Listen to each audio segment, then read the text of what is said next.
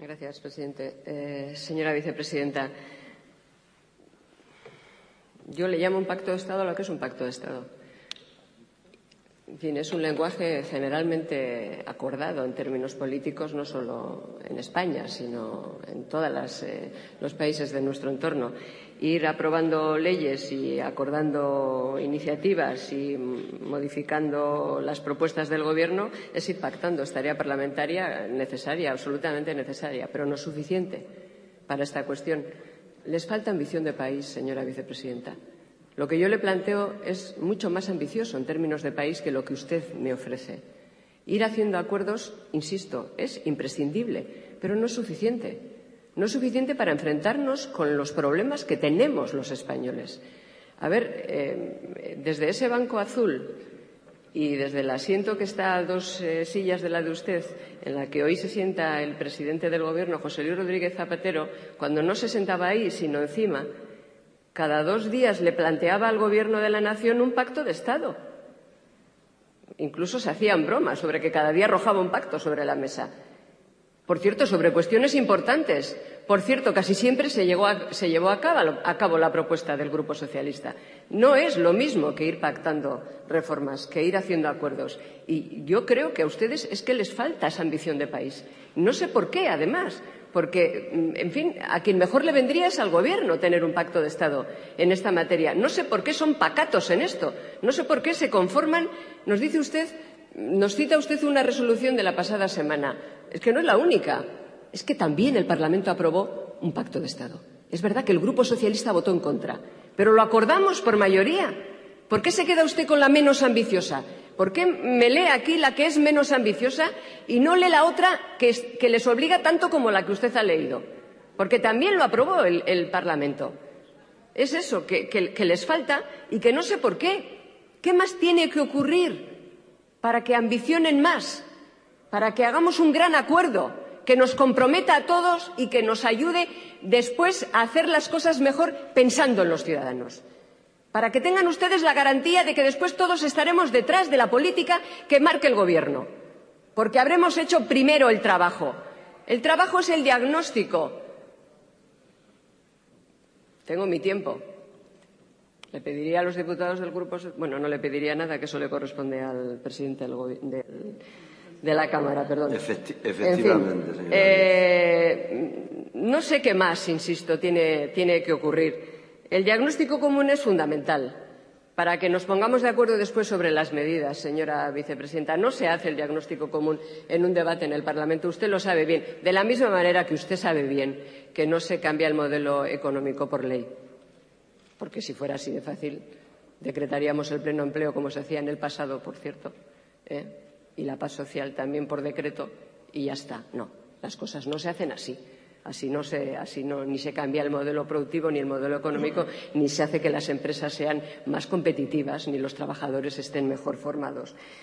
Yo le he dado antes un dato. Usted dice que han planteado muchas iniciativas y muchas medidas. Sí, analizamos las consecuencias de las medidas para ver si la cosa ha funcionado positivamente. Desde la perspectiva de la igualdad, durante los últimos años, las rentas de trabajo han experimentado el mayor descenso de su historia, desde que existen series estadísticas. Eso incrementa la desigualdad. Usted lo sabe, señora vicepresidenta. El 46% del PIB en este momento, 10 puntos menos, se lo he dicho antes, que la media europea. En educación, en fin, el instrumento más igualitario, más cohesionador, que más justicia puede representar para el conjunto de los ciudadanos, que más posibilidades de competitividad le da al país y a los ciudadanos.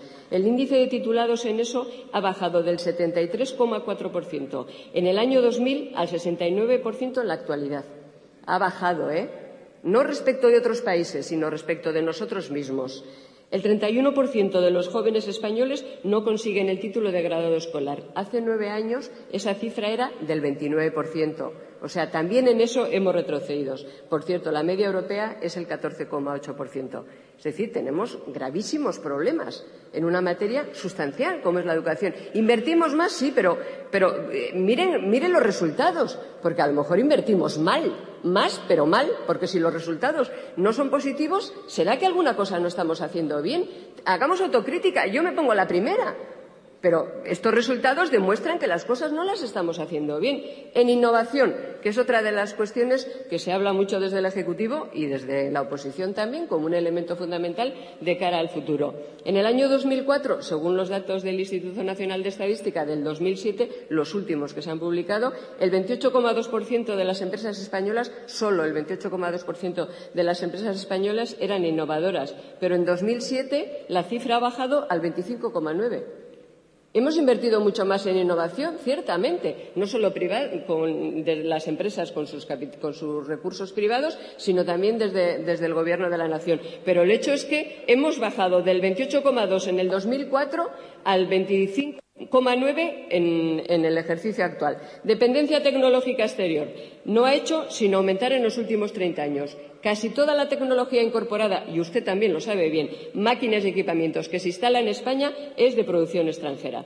Los últimos datos de Funcas nos dan, en fin, unas perspectivas muy negativas. ¿Que usted prefiere no creérselas? Bueno, vale, pues no nos las creemos. Desgraciadamente han ido acertando. Desgraciadamente, porque, en fin, nadie tiene interés en que acierten. Son unas perspectivas muy negativas, tanto de destrucción del Producto Interior Bruto como de la tasa de paro para los próximos ejercicios. Sobre el déficit público, las noticias que nos dan también son muy negativas. Es decir, todas estas cosas que están ocurriendo. Mientras el Gobierno trabaja, yo no voy a plantear que trabajen ustedes poco o mucho. Es que me parece un debate que no viene a cuento. El hecho es que, aunque trabajen mucho, las cosas no van bien.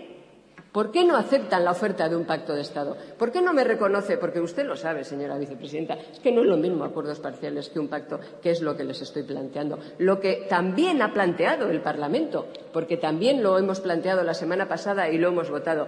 ¿Por qué no hacen ustedes lo que hacen los países de su entorno? ¿Por qué tienen tan poca ambición de país? Señora Díez, debe acabar. Voy acabando. Mejor dicho, acabo. En fin, yo creo, señora vicepresidenta, que no tiene que ocurrir nada más, no hace falta ni siquiera que salga el anterior presidente del Gobierno, Felipe González, a pedirles que lo reconsideren o que recomiende que se comiencen a desandar los reglamentos que rompen la unidad de mercado para que nos demos cuenta que hay cosas que hay que cambiar. Señora vicepresidenta, espero que cuando volvamos dentro de 15 días a traer una propuesta, en este caso ya una moción para acordar el Pacto de Estado, hayamos caminado, aunque no nos hayamos encontrado paralelamente y hayamos encontrado más vías de acuerdo. Convoquen ustedes a los agentes sociales y económicos para un pacto de Estado. No le digo más que eso. Convóquenlos, porque si no, no estarán haciendo su trabajo.